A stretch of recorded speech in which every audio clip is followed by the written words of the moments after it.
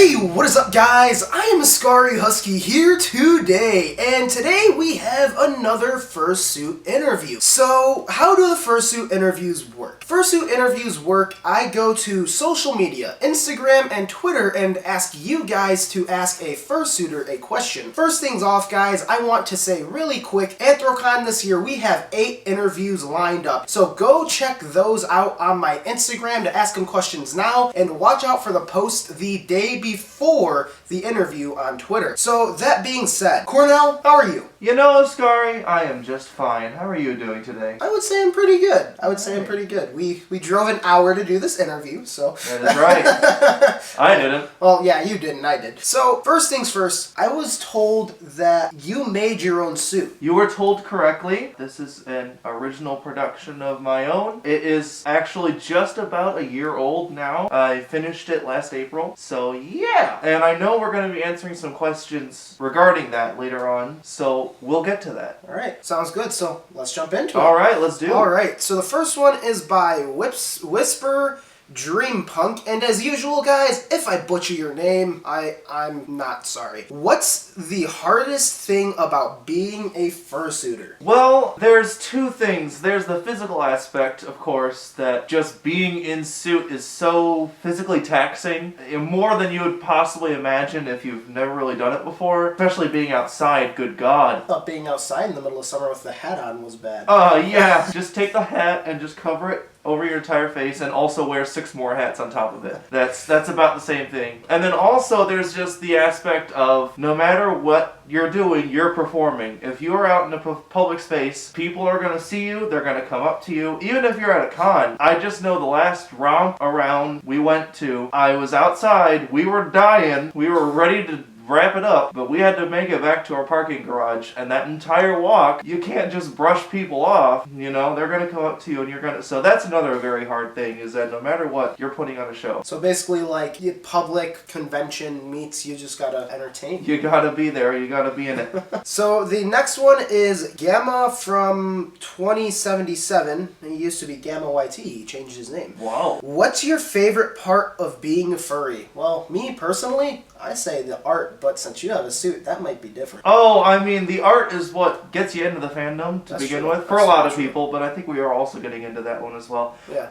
My favorite thing is just all the people that I've met and all the people that I now know, like Ascari. I didn't know this guy last December. I was going through MFF footage. Oh, this is funny. This is a great story. I was going through MFF footage, and I just, you know, I really didn't review it, and I was going through MFF footage, and I was like, wait a second, that's Cornel! I know that guy! I got like really excited. I was like, holy crap! And like, he was like the main focus of the camera. Like, he even looks at it. I don't know, maybe that video will come up since possibly, we'll see. And it was just a partial at that point. I didn't have the full suit. Yeah, it was kind of cool, actually. I would say, I don't know, that's pretty cool too. But favorite part of being a furry? My favorite part of being a furry is the people that I know, the friends that I've gotten to know that now are like my best friends. Everywhere you go, it's easy to talk to the other furries around you. It's easy to become assimilated. People just want to be nice in this fandom. This seems the way it is, which really suits me very well. So that's my favorite thing, is just the diverse characters, no pun intended, in this fandom. So the Red Doggo says, how did you discover the furry fandom? Well, it was just kind of a mixture for me of art and loving sports mascots just kind of coming together to eventually lead me on internet searches and whatnot to discovering this fandom. I especially just got really interested in fursuits from the get-go. I would see them occasionally here and there, and I would see, wow, people dress up as animals for fun? I'm gonna be totally honest. The first time I ever saw a fursuit, I didn't know what was that. It was like, I even like looked at the guy, they were like crossing the street, and I was like, is that guy promoting something or something? Yeah. Like, I thought it was like some kind of mascot, and then like a month later I like began to get into this, and I was like, oh, that's what it was. Well, like, I never saw my first ever fursuit in person until MFF this past year. Oh, really? 23 years old. Never saw, and it was in the lobby of the embassy when we were checking in, me and my roommates. I just saw someone come out of the elevator and come around, and I was just... I'm in the right place. It's just like my whole life.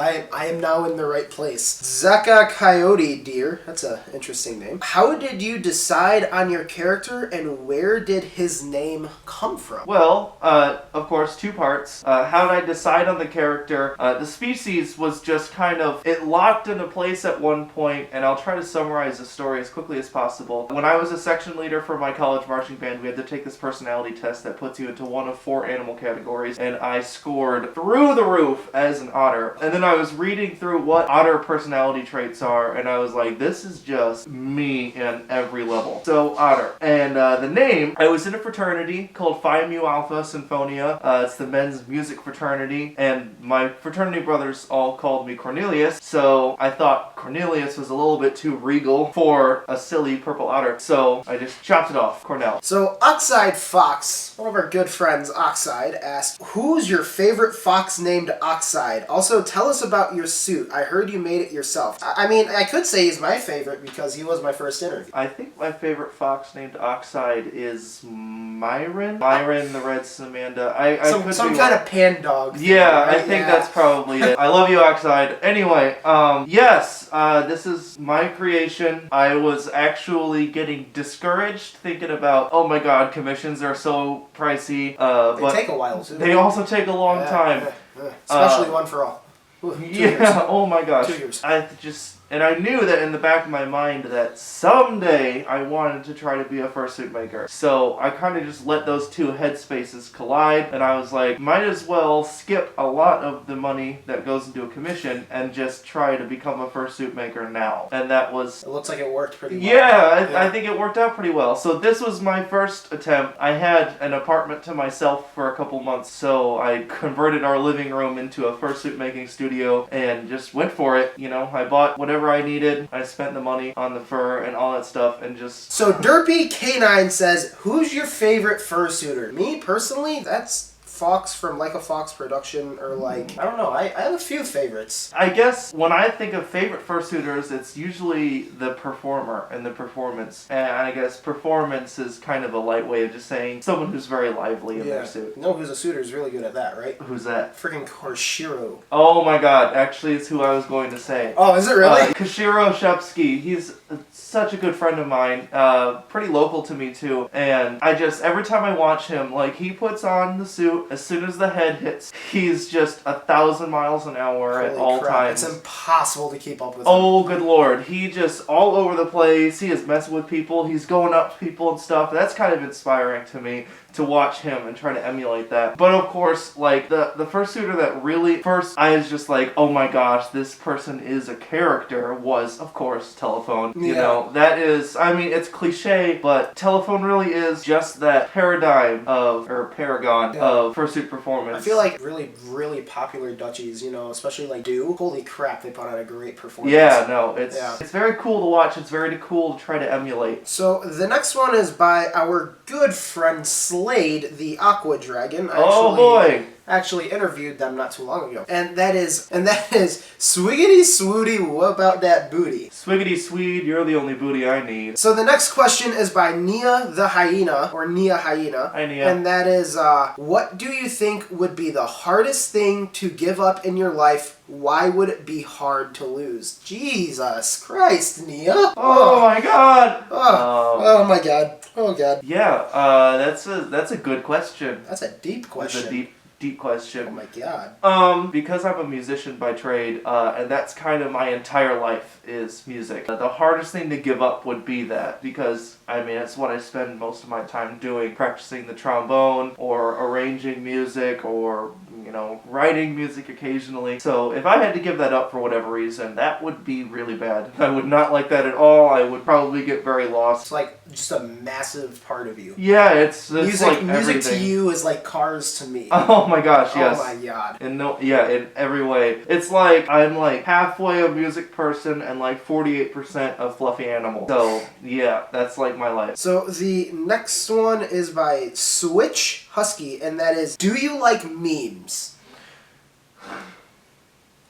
I think that's a yes. Next question is by Kendu Ryu. How long did it take to make your fursuit? Did you need help from anyone to like learn how to do it? First question is, well, because this is in like 2 phases. When I made just the head, arm, sleeves, and tail, that was about a month of work. Basically the entire month of April, like middle of April last year. And then the bodysuit took 2 or 3 weeks just because I needed to learn how to use a sewing machine and get the fur and all that stuff. Let's say a combined total of about 2 months. As far as help, oh my god, yes. I had no knowledge going into it. I hadn't done tailoring or any sort of sewing work or really any sort of crafting of any kind, so I had to just watch YouTube tutorials and read journals and blogs and all that stuff. Most useful is the Fursuit's head making tutorial. It's incredible. She goes through the entire process, start to finish, of building a fursuit head to her method. You know, everyone does it slightly differently, and I basically just followed that process as close as I could, and I came up with this. And as far as the bodysuit, I kind of came up with my own method for making the bodysuit because I didn't want to make a duct tape dummy, so I just used kind of a conglomeration of different ideas that I found online. Matrices is one of the most beneficial sources, the fursuit making live journal, all this stuff. Like, Google's your best friend. Google and YouTube are your best friend. Oh yeah. TK asks, what's up? What is your favorite food and drink? Other than the cliche, sushi, because I have to. Yeah, definitely sushi, specifically anything that has tuna in it, I go crazy for. And, I mean,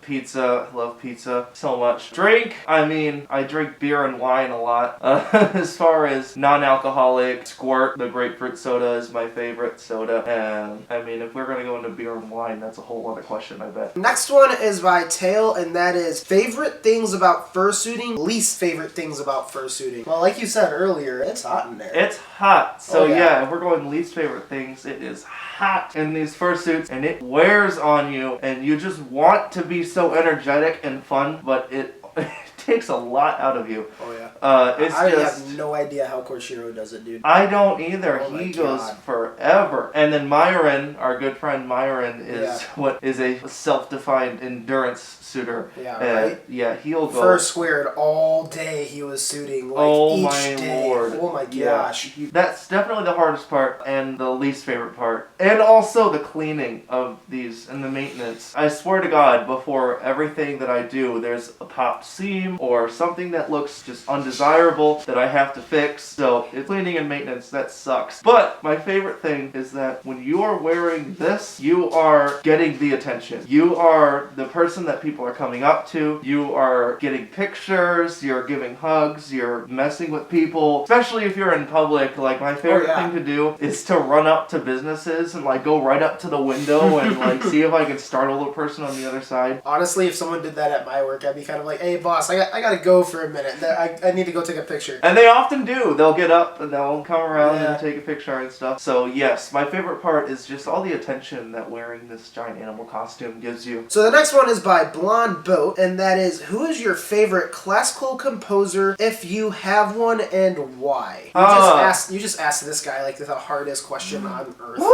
No, if I were to pick an all-time favorite composer, it is probably Dmitri Shostakovich, the Russian composer. His music is very inspiring. It's very, for its time period, it's very tonal and sonorous, but his harmonic language is still very unique, as well as you factor in all the history that he composed during World War II Stalin-era Russia, and was kind of using his music as a resistance effort, even though Stalin loved him. Like, it's just all that put together. He's just such a cool composer. But I've also always loved Beethoven. If we're going earlier, Beethoven's music is incredible. His Ninth Symphony is definitely the greatest piece of music ever written. And if we're going more modern, there's a brass composer by the name of Eric Awazin that I'm sure no one has heard of, unless you are a brass player that, you know, played in college. So the next one is by Sir What's up? I'm just gonna say I butchered your name, and that is favorite conventions. Me personally, I'm FF. Oh man, I mean, June might change that though. It could. That's true. You're doing that thing. I've only been to 2 so far, and they're wildly different. I've been to MFF and I've been to First Squared. I had the most fun at First Squared because, I mean, I knew people going into it. Yeah. And I had my full suit finally, and so it was just a really great time because I got to debut the full suit. I had a lot of really great things happen at that con. I met some of who are now my best friends. But MFF was also my first con, and it's so different because the size, you know. MFF is one of the largest conventions, furry conventions in the world. Second. I think it'll be the biggest this year. It's second. There's a chance it could be the largest at the end of this year. First Squared is a lot smaller. It's a lot more intimate, and I guess for that reason, I guess I had more fun at that one because it's just, you build up this little community that weekend. Small cons are a lot different than large cons. It's really cool. It's different. That's cool. So the next one is by, again, Blonde Boat, and that is, if you were not an otter, what species would you go with and why? I've always loved red pandas, and I've always kind of wanted to be a red panda, but I never had the excuse to be one. You know what I mean? I love them, and I guess if I could be something else, it would be that. But I also kind of love just the water aesthetic of otters. But there really isn't any other aquatic species I would really like. I also like dragons a lot, so I always considered maybe a dragon, but that was a long time ago, ancient history. So the next one is by PYR Furno. Oh, what's up, Pyre? Oh, you know that person too. I do. And that is, what is your favorite genre of music? Mine is EDM. That is also a tough one. Well, at the time being, the thing I listen to the most is like progressive rock and progressive metal. My favorite band ever is Coheed and Cambria, and a very, very, very almost non-existently close second is Dream Theater. Favorite bands for me. I'm really into a band called Thank You Scientist right now. I also listen to a lot of classic rock. I listen to a lot of folk music. I listen to drum corps music, if anyone knows what that is. I know what it is, it's okay. Yeah. I listen to classical music. I listen to concert band music. Yeah, it's kind of a big mishmash, but my favorite is definitely progressive rock and progressive metal. I think the thing that I agreed with you with was like the classic rock. Oh yeah. CCR, stuff like that. That is my shit. Perfect. Oh god. So, alright guys, thank you for all the questions on social media. It is appreciated. Don't forget to ask the 8 fursuiters that we are interviewing at Anthrocon questions on my Instagram right now. My Instagram will be linked in the description below, along with my Twitter and Cornel's Instagram and Twitter. So, alright guys, Cornel, is there anything else you want to tell people? Thanks for tuning in. Give Ascari your support. He has some really nice things to say, some really good messages for the furry fandom. Watch his videos, follow his Twitter, follow his Instagram, all that stuff. He puts out good content. Thank you for watching. Alright, and Cornel, would you like to tell the people which conventions you're going to be at this year? You're going to be able to catch me at Furry Migration, which is in August in Minneapolis. You're going to be able to catch me most likely at Aquatifur, which is a new convention that you should all check out at the Wisconsin Dells in October, possibly on staff. And then I will be at Midwest Fur Fest. Alright, Cornel, thanks for the interview, and it was a lot of fun. Alright guys, yes, I'm Ascari Husky. Don't forget to subscribe up here above Cornel's head. Don't forget to support me on Patreon. The Patreon helps make stuff like this possible. I actually drove about 80 miles to get here? Something like that. Something like that. Something like 80 miles to get here. And it was like an hour and a half long drive. So Patreon really helps make these interviews possible. And don't forget to check out the last fursuit interview with Slade that should be popping in front of his head. And don't forget to check out the last video we did, public fursuiting, which will be popping over my head. Alright guys, I'm Ascari Husky. This was Cornel the Otter. Cornel, thank you. Alright guys, I will see you all in the next video.